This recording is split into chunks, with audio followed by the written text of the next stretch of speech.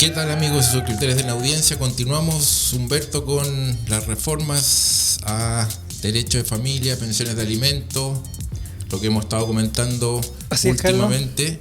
Es, hola, ¿cómo están? Saludos a todos los oyentes de este programa. Previamente a continuar, queremos dar saludos porque tuvimos algunos comentarios súper buena onda en YouTube.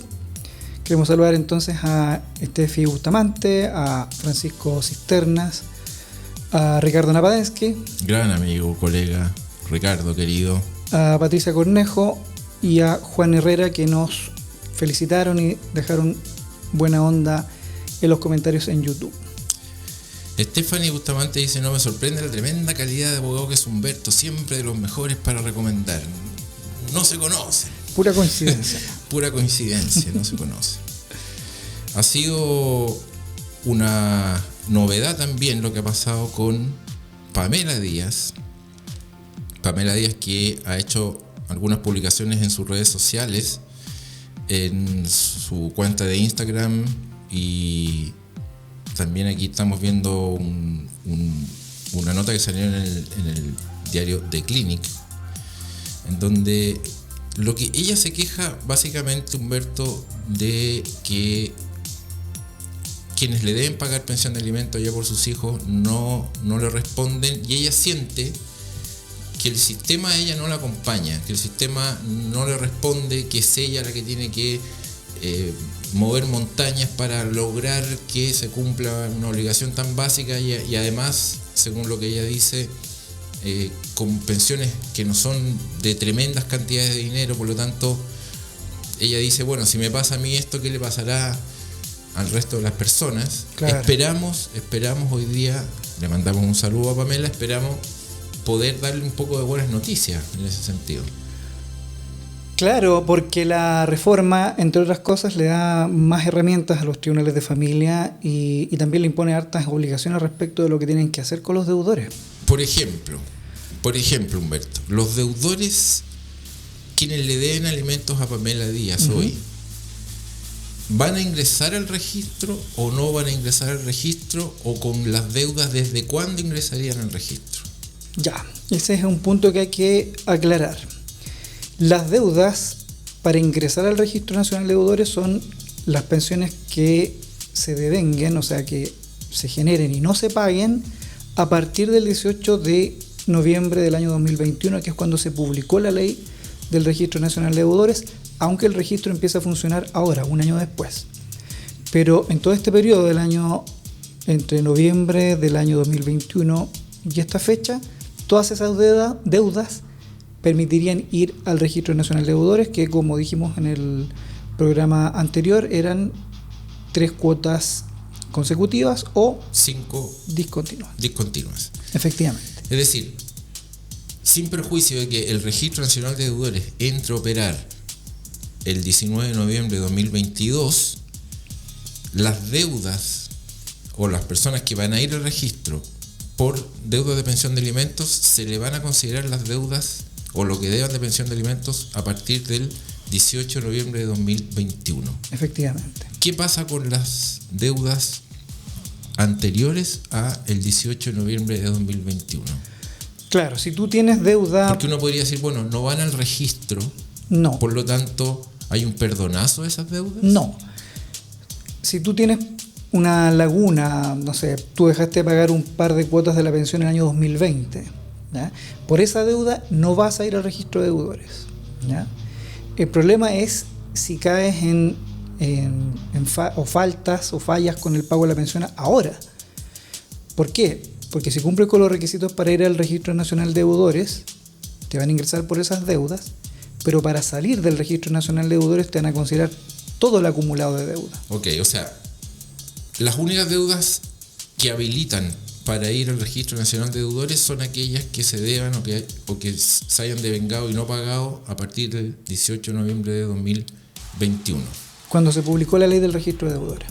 Por esas deudas se ingresa al registro. Así es. Sin embargo, si hay deuda anterior, si bien es cierto, no es apta para ingresar, para que sea la causa por la cual se ingresa al registro, sí quedan registradas, valga la redundancia, puesto que si alguien quiere salir del registro, no solamente va a tener que pagar lo que deba a partir del 18 de noviembre de 2021, sino que también va a tener que salir, para poder salir del registro, va a tener que pagar toda la deuda que tenga acumulada antes de la ley del registro de deudores. toda la deuda completa. Por lo tanto, forma número 1 de salir del registro es pagando, y pagando la totalidad de la deuda.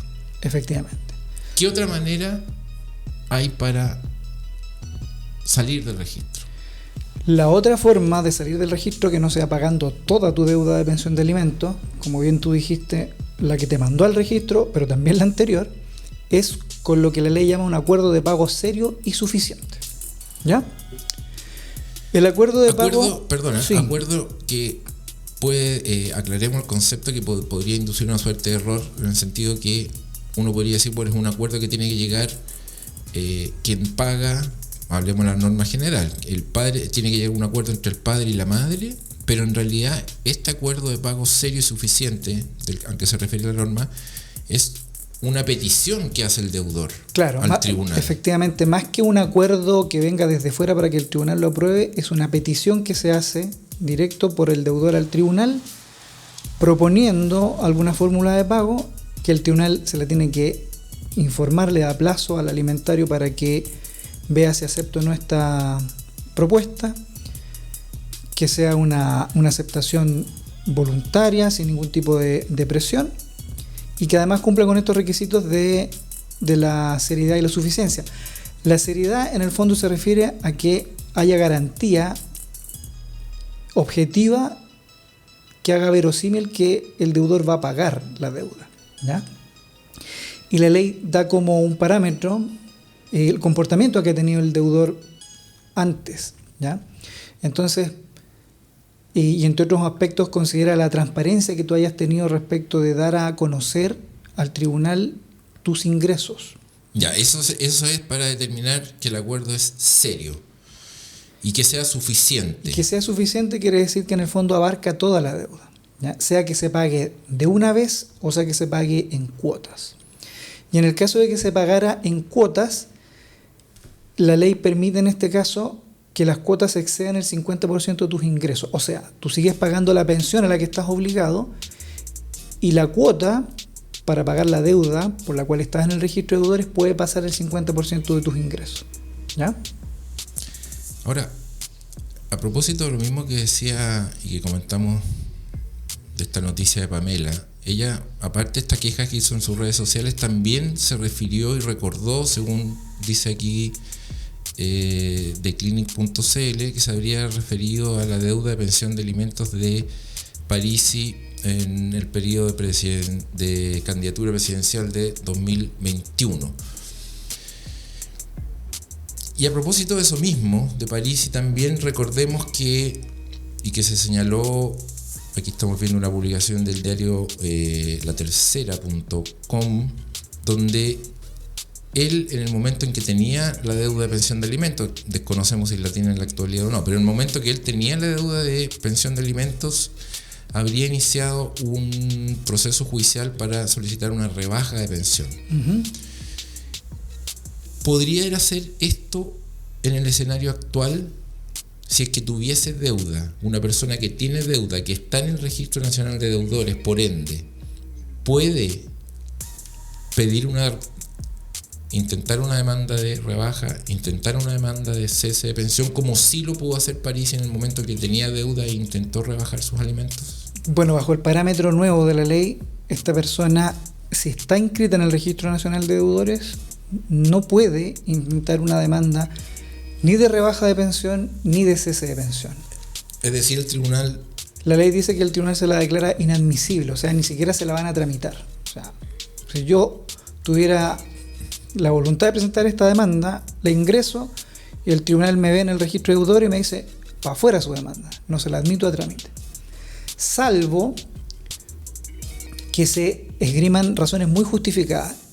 Y la razón justificada que da la ley para poder pedir un cese o una rebaja, aun cuando estás en el Registro Nacional de Deudores, y que tú justifiques que tu capacidad económica no te da ni siquiera para pagar el mínimo legal. Ya, o sea, tiene una que ser persona muy indigente, muy mala una situación. situación muy extrema, Claro. una condición de salud que haga Claro. que se transforme en una inhabilidad para generar ingresos Una situación que es de todas maneras súper extraordinaria. extraordinaria y que debiese ser de poca ocurrencia, es decir, Claro. no debiesen aceptarse. Quiere decir que los alimentos no se van a rebajar, ni van a cesar, ni van a terminar, mientras no se salga el registro.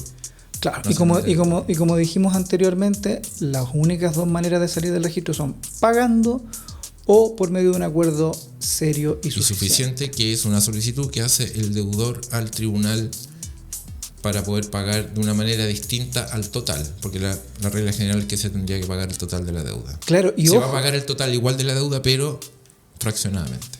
y ojo con el tema de no cumplir con el acuerdo serio y suficiente, porque tiene consecuencias súper rudas también. A ver, ¿qué pasa, Humberto? Si tú tienes un acuerdo serio y suficiente y no lo cumples, primera consecuencia, el tribunal ordena inscribirte de nuevo en el registro de deudores. Segunda, si estás en cuotas, automáticamente vencen todas las cuotas y por lo tanto podrían cobrar el total de la deuda. Y además la ley ahora impone una obligación a este deudor que dejó de pagar este acuerdo de justificarse ante el tribunal de por qué no cumplió con el acuerdo serio y suficiente. Y tienes un plazo de 1 mes para hacerlo desde el incumplimiento. Y si no compareces a justificarte, además el tribunal te puede poner multa de 1 a 5 UTM. Otra novedad, Humberto, creo que es bien interesante, lo estamos viendo aquí también en una publicación del diario El Mostrador, dice: deudores de pensiones alimenticias podrán ser ingresados, en realidad serán ingresados, al registro de prófugos. El registro de prófugos de la justicia.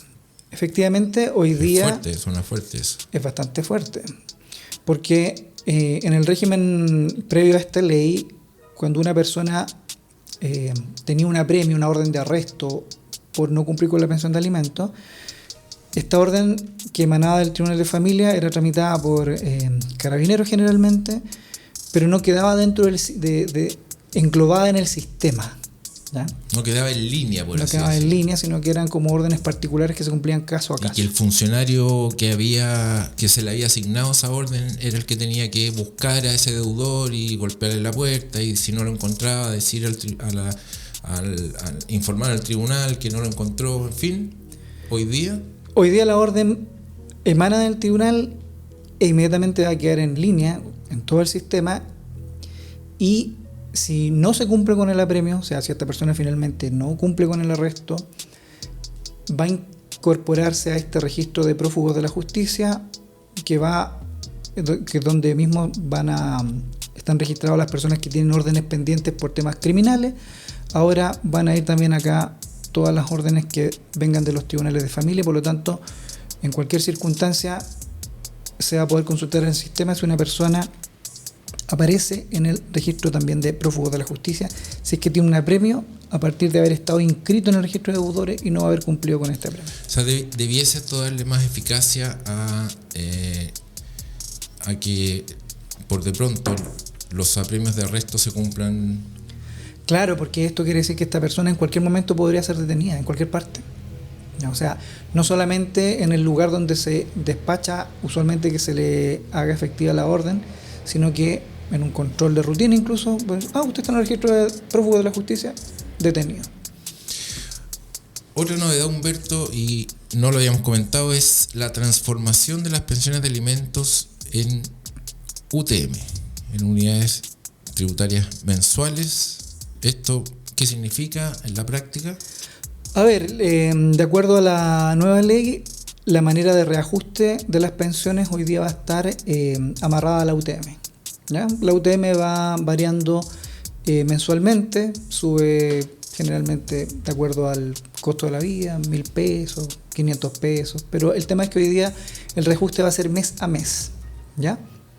Y eso a partir de todas las pensiones nuevas bajo la vigencia de estas modificaciones. Es un mecanismo de actualización automática, podríamos decir, del valor de la pensión de alimentos, que se supone debiese ser más eficaz que el reajuste o la norma actual del IPC cada 6 meses o la transformación en los ingresos mínimos. Claro, la idea es que haya un único patrón de reajuste, ¿ya? Todas las pensiones se van a reajustar bajo la misma regla. Y por lo mismo la ley también hoy día le da las posibilidades a la gente que tiene pensiones anteriores a esta ley, que por lo tanto tienen un reajuste que puede ser del IPC o que puede ser con relación al sueldo mínimo, que pidan la conversión a unidades tributarias mensuales y se hace como un mero trámite. Cualquier persona puede pedir la conversión, incluso los tribunales están avisando. Claro. Le están avisando a las partes a través de correos electrónicos. Y las noticias. Podríamos en otro episodio quizás indicar, enseñar cómo las personas con su clave única pueden acceder a la oficina judicial virtual y en la parte donde están los datos de usuario habilitar las notificaciones de movimiento automático de las causas que tengan. Muchas personas a veces necesitan, y es el ideal, mantener la información al día respecto a lo que está pasando en sus casos, pero como por lo general la gente dice, no, tengo un abogado que yo no veo eso, qué sé yo. Con la clave única tú puedes configurar, cualquier usuario, no solamente los abogados que representan a las partes, cualquier usuario se puede configurar en la oficina judicial virtual, habilitar un correo electrónico para que cualquier movimiento que exista en sus causas, en cualquier causa que tenga, le va a llegar un aviso. Le va a llegar siempre una notificación automática, y muchas veces eso va a hacer que se enteren antes que su propio abogado de algo que pasó en su causa. A lo mejor no le llega la resolución misma que se dictó, pero sí le va a llegar un documento, un archivo adjunto que va a decir que hubo un movimiento. Claro, va a saber que en su causa algo está pasando. Algo está pasando y claro, lo podrá o a través de un profesional verificar, o bien ingresar, si es que puede, a el sitio web correspondiente. Así y es. ver qué pasó. A propósito también del tema candidaturas y lo que estábamos conversando respecto a Parisi, hay, Humberto, también una modificación en cuanto a quiénes pueden ser candidatos a qué, estando en el registro nacional de deudores. Claro, la ley. ¿Puedo ser candidato a presidente? A presidente sí. ¿Puedo ser candidato a senador? También. ¿Puedo ser candidato a diputado? También. ¿Puedo ser candidato a concejal? No. ¿Puedo ser candidato a core? No. ¿Puedo ser candidato a gobernador? Tampoco. Es decir, parecía una paradoja, ¿no? Pero cargos de mayor investidura, no están impedidos, mayores rentas por ende, no tienen impedimento a, en el caso de estar en el registro, poder ser candidato. Claro. O sea, desde el punto de vista de esta ley, entonces habría ciertos cargos, si lo podemos decir, de primera y segunda categoría. O sea, los cargos a gobernador regional, a consejero regional, a alcalde o concejal, no permiten postular a una persona que esté inscrita en el Registro Nacional de Deudores. En cambio, los otros más importantes, como tú decías, presidente, diputado, senador, sí pueden serlo. ¿Ya? Parece como una paradoja, pero... Claro, ahí hay un tema de intereses políticos de por medio. Porque son todos cargos de elección popular, claro, son todos cargos pagados con cargo al erario público. Ahora, eso es lo que te impide ser candidato, ¿ya? Pero si por algún motivo tú ya eras candidato, ¿ya?, y sales electo a alguno de estos cargos, y también a los otros más importantes, presidente, senador, diputado, la ley obliga a que de tu dieta, del estipendio que te paga el Estado por ejercer este cargo, se te descuente la pensión de alimentos y además un 20% que va con cargo a pagar la deuda. Pero esa es una situación que es muy específica para estos cargos políticos. ¿Tenemos alguna otra novedad? ¿Se te queda alguna otra novedad que quieras comentar ahora? O... Mira, yo creo que para terminar podríamos hablar de cierto cambio de paradigma respecto de lo que se definía antiguamente la ley como lo que implicaba pagar pensión de alimentos. O sea, ¿para qué era la pensión de alimentos? El famoso tema del estándar. El estándar de la pensión de alimentos. ¿Qué debe comprender? Porque había una... Estaba definido en el Código... Claro, estaba definido en el Código Civil, en el fondo lo que el Código decía, que es una definición, digamos, muy antigua, era que la pensión de alimentos debía permitir al alimentario vivir modestamente de un modo correspondiente a su posición social. Ahí, en el modestamente, es de donde se tomaba la mayoría de quienes tenían que pagar una pensión, en el sentido de tomar este concepto de modestamente como un estándar bajo de casi pobreza. Claro.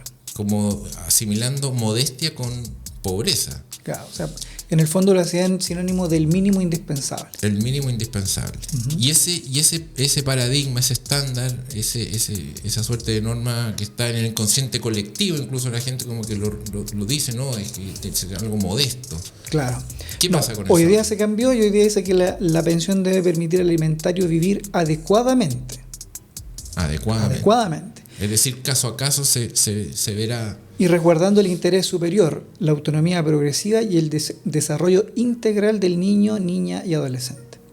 O sea, un concepto mucho más omnicomprensivo que permita, en el fondo, que el juez vea que la pensión de alimentos tenga un alcance mucho más amplio que simplemente lo mínimo para vivir. Claro, o sea, no es una cosa más integral. No es pan, techo y abrigo, sino que es la satisfacción del conjunto de necesidades que, según las circunstancias de cada caso, según las actividades de cada niño, según el entorno de cada niño, sean necesarias para su completo desarrollo. Ahora, eso emocional, material. Eso tiene que de todas maneras interpretarse en concordancia con que la ley igual dice que deben considerarse las facultades económicas de la persona que paga los alimentos para fijar la pensión. Por supuesto. Claro, siempre esos factores van a estar en cada juicio en particular. Claro, el peso de la balanza está entre la capacidad económica de quien paga y las necesidades de los que necesitan la pensión. Las necesidades efectivas y comprobables. Claro. Porque también hemos visto nosotros en la práctica que a veces se abusa de el tipo de necesidades y hay necesidades que en realidad no son necesidades, sino que son formas de tratar de ecualizar una pensión para llegar a una cifra, pero en el contexto general lo que se mide es, como dices tú, facultades del alimentante versus necesidades efectivas, y también agregaría el principio de proporcionalidad, es decir, que ambos padres, y de corresponsabilidad, ambos padres son responsables, ambos deben contribuir en torno a las necesidades reales y efectivas en proporción a su capacidad económica en particular. Y el último tema, porque el último tip de esta ley es uno que también se ve muy a menudo, que tiene que ver con el hecho de la demanda de pensión a los abuelos. ¿Ya? ¿Qué pasa con eso? La ley que hoy día existe. Que existe y tiene la siguiente modificación, ¿ya? O sea, ¿cuál es la regla? La regla es que si los alimentos no son pagados o son insuficientes para solventar las necesidades del hijo, entonces la ley permite demandar a los abuelos, ¿ya? Pero la modificación estableció un tope. Se puede demandar a los abuelos, salvo que la única fuente de ingresos de estos corresponda a una pensión de vejez, invalidez o sobrevivencia.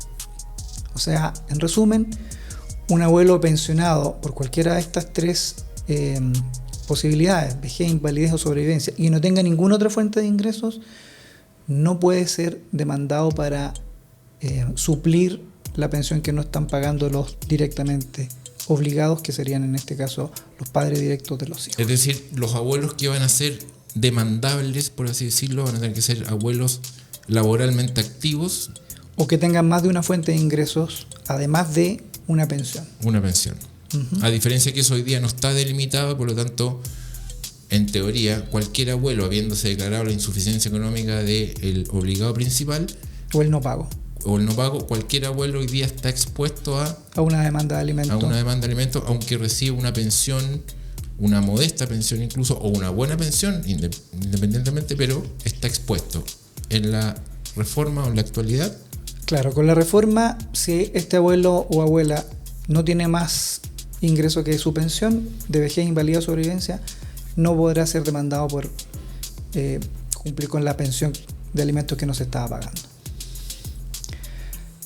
Y esos serían, Carlos, creo yo, los temas más relevantes Sí, esas son las novedades. de la última reforma a la ley en materia de pago de pensiones de alimentos. Seguimos invitando a toda nuestra audiencia, sea por las plataformas de podcast o por YouTube, a que nos escriban, nos hagan comentarios, nos manden sugerencias. El próximo tema que vamos a estar hablando, Humberto, creo que va a ser bien interesante, entretenido. Vamos a hablar de la herencia digital. Muy interesante tema y muy al día con la situación actual de redes sociales. Las personas tenemos hoy una existencia paralela digital. El metaverso y todo eso. Que está circulando y eso también tiene que tener regulación. Así es. Terminamos por hoy. Muchas gracias a todos por haber estado hoy día con nosotros y quedan invitados al siguiente programa. Chao, chao, chao, Chao, chao.